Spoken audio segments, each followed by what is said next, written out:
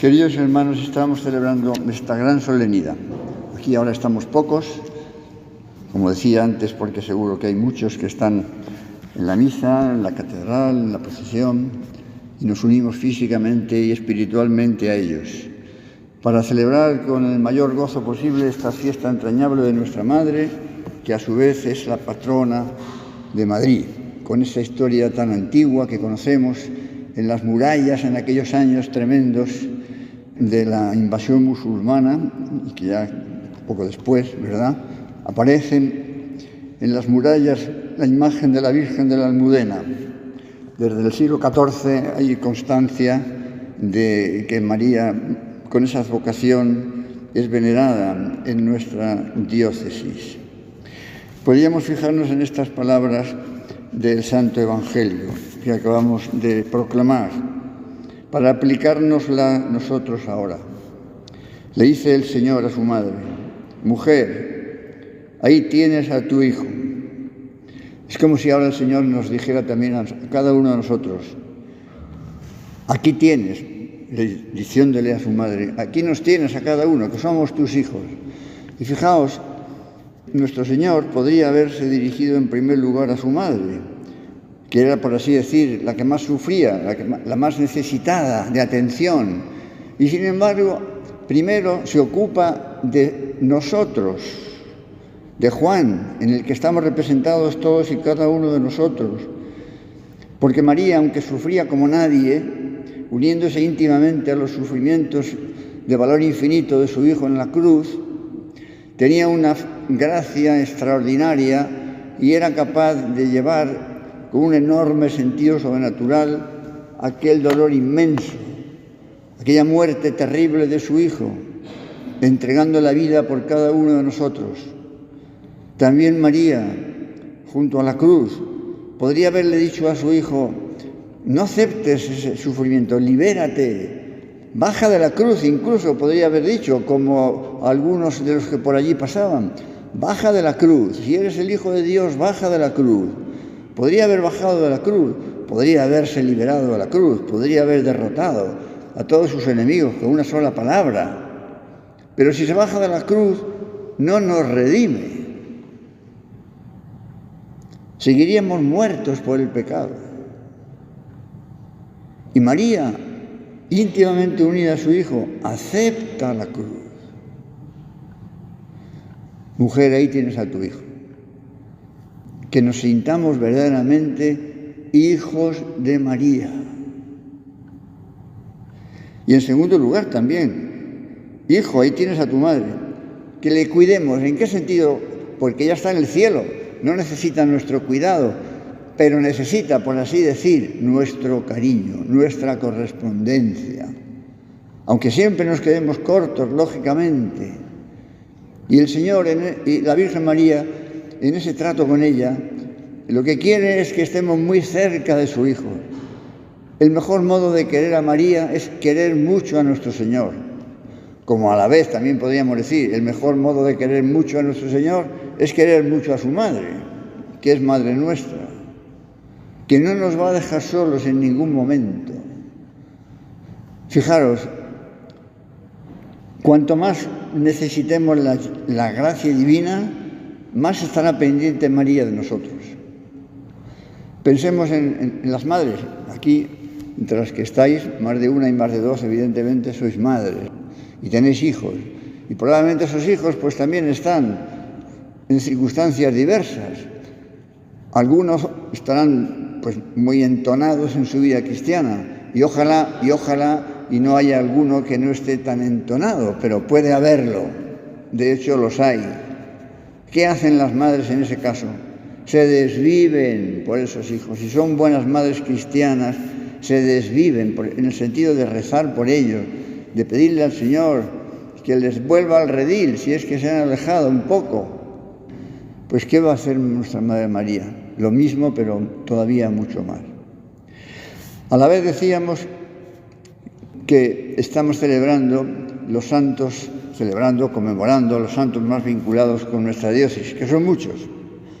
Aquí nosotros, como estamos en el oratorio, pues nos vamos a limitar brevemente a decir alguna cosa de Guadalupe y del Caballero. A lo largo de la semana hemos tenido también otras intervenciones. El jueves eucarístico, la meditación la dedicamos a otros santos de nuestro oratorio, como San Simón de Rojas, el primer sucesor del Caballero de Gracia, que es santo, que predicó nada menos que 13 años en el oratorio, todas las semanas, que fue director espiritual y confesor del Caballero de Gracia, que tenían una unión estrechísima, una amistad enorme.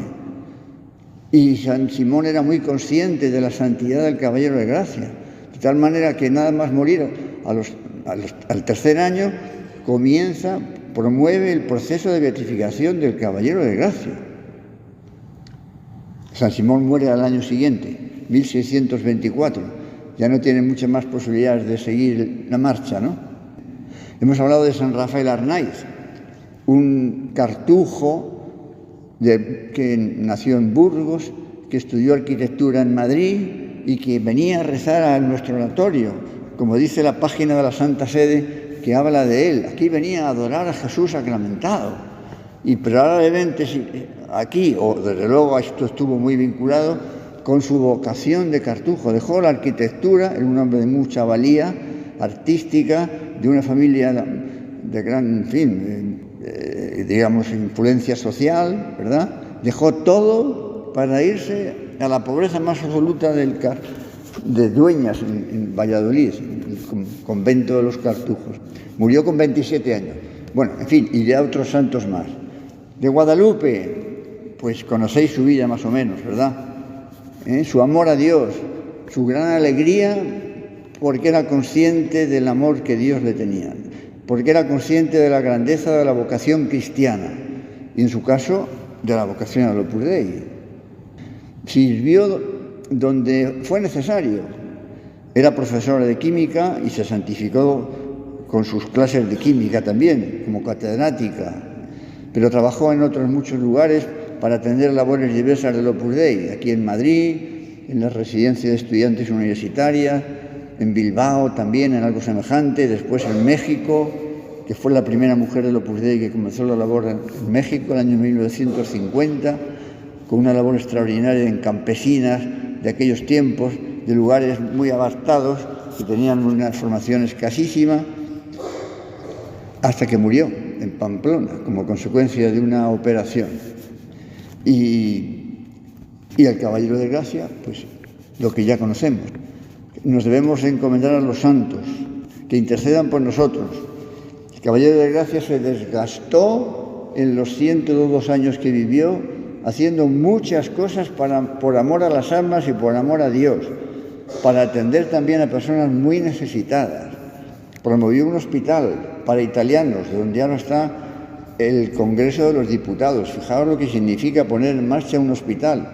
Lógicamente los hospitales del siglo XVI o XVII no tenían toda la complicación técnica que tienen los de ahora, pero era un hospital, requería medios económicos, animar a mucha gente a promover medios, etcétera, además de los que él de su propio bolsillo pusiera. Otro para convalecientes en la calle San Bernardo, en unión de otro beato llamado Bernardino de Obregón, y un colegio para niñas huérfanas que todavía existe, aunque con otra orientación distinta, Nuestra Señora de Loreto, en O'Donnell, enfrente de la maternidad. Bueno, y algunas cosas más, y sobre todo nuestro oratorio. La Asociación Eucarística, con el tiempo, se llamó Congregación de los Esclavos del Santísimo Sacramento, para difundir la devoción de la Eucaristía en la época de Lutero. Influyó muchísimo en la devoción eucarística en toda Madrid, porque era muy conocido, porque trabajaba en la nunciatura, porque conocía a Felipe II por sus relaciones con la nunciatura. Promovió la parroquia del Carmen, entonces convento de los carmelitas calzados, en contra de la autoridad de Madrid, porque había ya muchas instituciones religiosas benéficas dentro de la corte y ya no querían que hubiera más. Pero el caballero ayudó a estos buenos carmelitas, jugándose un poco el tipo, y erigieron el convento. Felipe II le llamó un poquito la atención por no haber hecho caso a la autoridad, pero le gustó tanto aquel gesto que fue allí y con su presencia quedó aquello completamente bendecido, por así decirlo. Eso es por amor a Dios y por amor a las almas, no hay otra explicación. Queridos hermanos, cada uno de nosotros en nuestro sitio, donde estamos, tenemos también que manifestar nuestro amor a Dios y nuestro amor a las almas. Nuestro amor a Dios, viviendo en gracia de Dios, haciendo oración, frecuentando los sacramentos, santificando nuestro trabajo, contribuyendo a que el mundo sea mejor. Pensad por un momento, porque no es una utopía, podría ser perfectamente posible. Pensad por un momento que los cristianos del mundo entero influyéramos de tal manera que convirtiéramos a otros, viviendo nosotros como Dios quiere. ¿Qué pasaría? Que desaparecerían las guerras, desaparecería el odio, desaparecerían tragedias como el aborto, divorcios, porque viviríamos de cara a Dios. Tenemos esa gozosa responsabilidad que nos anime a esa santidad, que dejemos huella, como han dejado huella los santos por donde han pasado y siguen estando vivos y tienen que influir en nuestra vida actual. Pues en sus manos nos ponemos, de una manera particular en las manos de nuestra Madre Santísima, la Virgen de la Almudena, para que llene de frutos y de gracia todas las diócesis de Madrid y que pueda influir también en otros muchos lugares.